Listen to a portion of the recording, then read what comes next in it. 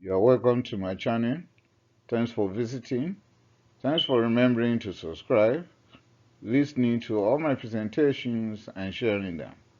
Today, it will all be about clindamycin. We are familiar with that, right? Okay, let's go. Clindamycin could come under different brand names. You can see them. You can pause and check the one available in your jurisdiction. Also, under the following brand names. You can pause and check the one available in your community. It is an antibiotic, specifically a lincosamide. Could come under different forms as capsules for per oral use. In that case, it would be psilocin oral 75 mg or 150 or 300 mg. Could also be capsules for per oral use under the brand name clindamycin hydrochloride for per oral at 75, 150, and 300 mg. Also as capsule for oral use as hydrochloride, as dalacin, or generic at 150 or 300 mg. Might be in form of solution for injection. In that case, we can find psilocin phosphate or clindamycin phosphate injection. Might be 9 gram in 60 ml or 300 mg in 2 ml, 600 mg in 4 ml or 900 mg in 6 ml. Can also be in form of solution for injection with dalacin C-phosphate at 150 mg per ml or generic at 150 mg per ml. Might be form of solution for intravenous administration. In that case, can be clindamycin phosphate in D5 water for intravenous administration. And we might find 300 mg in 50 ml, 600 mg in 50 ml, or 900 mg in 50 ml. Still, in form of solution for intravenous administration can be clindamycin phosphate in sodium chloride for intravenous use. And that could be 300 mg in 50 ml, 600 or 900 mg in 50 ml. Could be in form of solution that could be reconstituted for oral use. In that case, as clindamycin permitted hydrochloride for oral use, dalacin C permitted 75 mg per 5 ml, or psilocin for per oral 75 mg per 5 ml. Administration. For both pediatric and adult age group, when you want to use it for per oral in a form of solution, you have to shake the solution very well. If it is capsule, then you take the capsule whole with a full glass of water to prevent esophageal irritation. So the solution should be shaken very well, and then the capsule should be taken whole. Intramuscular administration will involve deep intramuscular injection, and we have to rotate the sites, please. And if that is the case, if we want to give clindamycin intramuscularly, deep intramuscular, and never greater than 600 mg at once. Still on administration, now intravenous route, we can give clindamycin by infusion, but that should be done slowly, and that should take us about 10 to 60 minutes. The rate should not be greater than 30 mg per minute. Why that? If we give clindamycin intravenously very fast, that may lead to serious problems like severe hypotension and cardiopulmonary arrest. So we give it very slowly, 10 to 16 minutes. And if we want to give it bolus, must never be the undiluted form. In other words, we must give it diluted if we want to give it bolus, and never exceed 1,200 milligrams, that is 1.2 gram per hour. We must never go beyond that. Monitoring. When someone is on clindamycin, we have to check out for gastrointestinal tract symptoms, meaning bowel movement changes, and we must monitor for colitis and the resolution of the same. We must check for renal function test and liver function test. It would be wise to have complete blood count done. Mechanism of action of clindamycin. Clindamycin will reversibly bind to 50S ribosomal subunit, and thereby preventing peptide bond formulation and thus inhibiting bacterial protein synthesis. Bacteriostatic effect will be at very low concentration, but bactericidal effect will be achieved at a very high dosage. Now, uses. Clindamycin could be used prophylactically or for treatment in the face of human bite, animal bite, or anthrax exposure.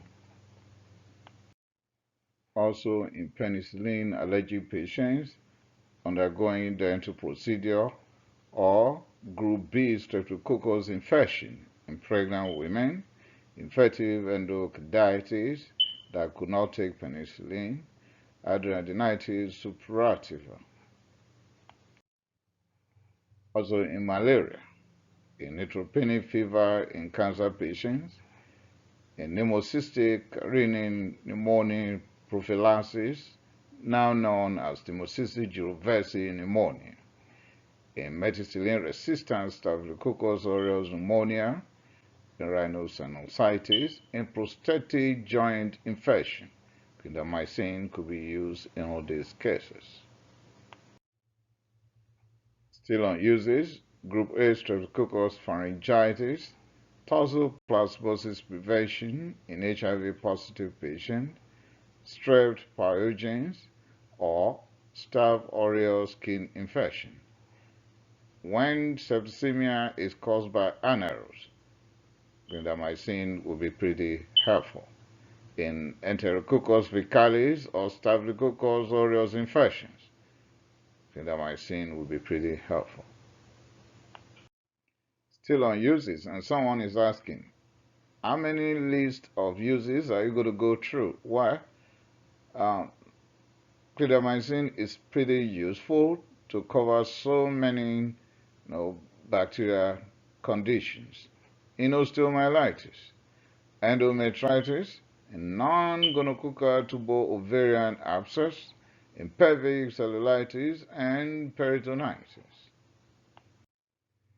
In anaerobic caused by abdominal abscess, pneumonia, in empyema thoracis, and finally in lung abscess. Still on uses, before now, we knew that any infection above the diaphragm, we go for clindamycin. Any infection below the diaphragm, you may go for metronidazole. Now, with a new understanding, clindamycin or metronidazole could be helpful on either side of the diaphragm, either above or below the diaphragm. In pregnancy, clindamycin is pretty useful for prophylaxis against group B streptococcus when penicillin is contraindicated. Also as a prophylactic agent against toxoplasmosis and hemocystic jirovecii pneumonia. For the treatment of the above conditions, that is toxoplasmosis or hemocystic jirovecii pneumonia, clindamycin could be used. In preoperative antibiotics for cesarean section, you can use clindamycin. In endocarditis prophylaxis, in certain women during vaginal delivery, you can use clindamycin. In breastfeeding, it can be used if there's no alternative around, but we must weigh the benefits to the mother and the effects on the newborn. We must watch out for the stool of the infants to be sure we are not running into pseudomembranous colitis. Drug-drug interaction. Please, because the list is pretty long, kindly contact your pharmacist or your clinical pharmacologist. Contraindications. Hypersensitivity to clindamycin, lincomycin, or any component of its formulation means we will not use clindamycin here. Also, we cannot use clindamycin orally in infants less than 30 days old. In other words, in neonates, we will not use clindamycin per oral. Warnings. Besides the fact that you cannot rush clindamycin intravenously, and that will lead to severe hypotension and cardiopulmonary arrest, another problem that gives concern with clindamycin is the Clostridioides difficile infection following its per oral usage, and that could be fatal. Could be fatal in certain situations, leading to fatal colitis. So, we have to reserve clindamycin for serious infections that other agents around may not be able to handle. Still on one, we have to consider Clostridium difficile associated diarrhea in everyone with diarrhea after taking clindamycin, even up to 2 to 3 months after its use. Let me explain. Clindamycin, like I've said, two major concerns that I have about clindamycin. One, when you give it intravenously and you rush to give it, severe hypotension in the patient and cardiopulmonary arrest. The patient can die right there. And if you escape that, if you give it slowly or you give it per oral, and that is not the case, no hypotension, no cardiac arrest, then months after, the patient can come down with diarrhea as a result of Clostridium difficile, Clostridioides difficile. Okay? Electrolyte imbalance is going to occur in diarrhea following CDAP, and you know that, hypokalemia, right? So we have to be careful also in atopic patients. Still on warnings, severe hypersensitivity reactions may manifest. Stevens-Johnson syndrome, toxic epidermal necrolysis, anaphylactic shock, and so on can all manifest. That might be superimposed fungal infection after you've wiped out the normal flora, the bacteria, then superimposed infection can be the case. We should not use this medication in a non-inflammatory bowel disease patient, that is ulcerative colitis. Remember, you can give Clostridioides difficile colitis, leading to fatal colitis. So, if you then give it again in ulcerative colitis and Crohn's disease, that may treat the patient from Clostridium difficile infection or Clostridioides difficile with the associated diarrhea going to fatal colitis. And in hepatic impairment or liver failure, we have to adjust the dose. Warnings. Gasping syndrome is another issue, and that could be fatal when we are using formulations that will contain benzyl alcohol and the derivatives. Okay, what is Gasping syndrome all about? That would be, combination. Syndrome is a collection of symptoms, right? That would be a combination of metabolic acidosis, respiratory distress, gasping respiration. That's why they call it gasping syndrome. Convulsions, intracranial hemorrhage, and hypotension leading to hypovolemic shock. That is gasping syndrome. Of course, with hypotension, hypovolemic shock, metabolic acidosis, respiratory problem, there may be death. So it's capable of killing. We should avoid formulations with benzoic alcohol in neonates. Why that? It can displace bilirubin from protein binding sites, leading to hyperbilirubinemia and kernicterus, and that could kill the neonate. Products with tetrazine may have allergy. If allergic to aspirin, let me explain. No, the other time I say hypersensitivity to clindamycin and any components of its formulation. But an individual is saying, no, I've never been allergic to clindamycin, but I'm allergic to aspirin. If that is the case, we have to have that meaningful conversation with the pharmacist to make sure that the product we are going to give this patient that is allergic to aspirin will not contain tetrazine. If that is the case, we'll run into big trouble. Now, we have to give intravenous formulation over 60 minutes after we must have diluted it with appropriate intravenous fluid. Remember, when we rush it, we rush into severe hypotension and cardiopulmonary arrest. Never given bolus if we have not diluted it. Okay, never. Not good for meningitis, and why that? It will not penetrate the cerebrospinal fluid.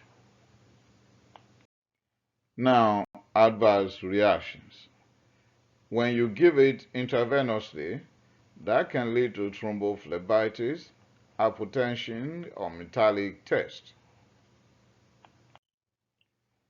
Still on adverse reactions, hypersensitivity may lead to erythema multiforme, drug rash with eosinophilia and systemic symptoms, Stevens-Johnson syndrome, toxic epidermal necrolysis, exanthematous pustulosis, exfoliative dermatitis, pruritus, and skin rash. And if that is not the case, may run to Clostridioides difficile associated diarrhea. Still on adverse reactions, may run to proteinuria, azotemia, or oliguria, vaginitis in women, and granulocytosis in some patients, transient eosinophilia, transient neutropenia, and thrombocytopenia, on account of which the individual will come down with massive, infections and bleeding. There may be jaundice. That is why we have to be careful in the face of hepatic impairment. Abnormal liver function test, injection abscess if we give it intramuscularly. Remember, we cannot give more than 600 milligrams per intramuscular route. And when you use intramuscular route, it must be deep intramuscular injection. Rare, but possibly. There may be polyarthritis or renal failure. Now, examples of where and when we can use clindamycin. If there is bite wound and you want to give an antibiotic prophylactically, we can grab clindamycin. In that case, we'll go for the dose at 300 milligrams per hour, 3 times daily for 5 days. Or you may use intravenous route at 600 milligrams every 8 hours for 3 to 5 days. That is bite wound prophylactically. But bite wound and for treatment purpose, the dose will vary. The same drug, but different dosage. like clindamycin 600 milligram intravenously every 6 hours or every 8 hours for 14 days. Not 3 to 5 days this time, 14 days.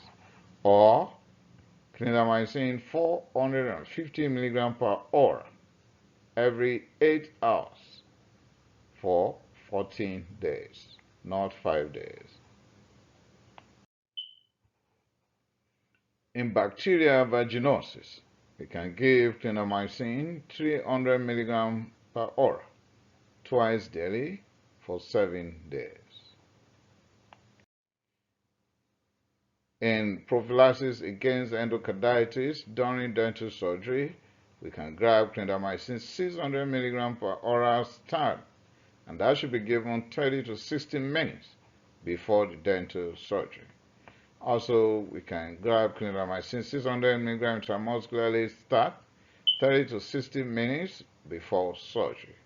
It might also be intravenously, the same manner, okay, before surgery. Note, the use here is reasonable if the likelihood of endocarditis post surgical procedure is pretty high.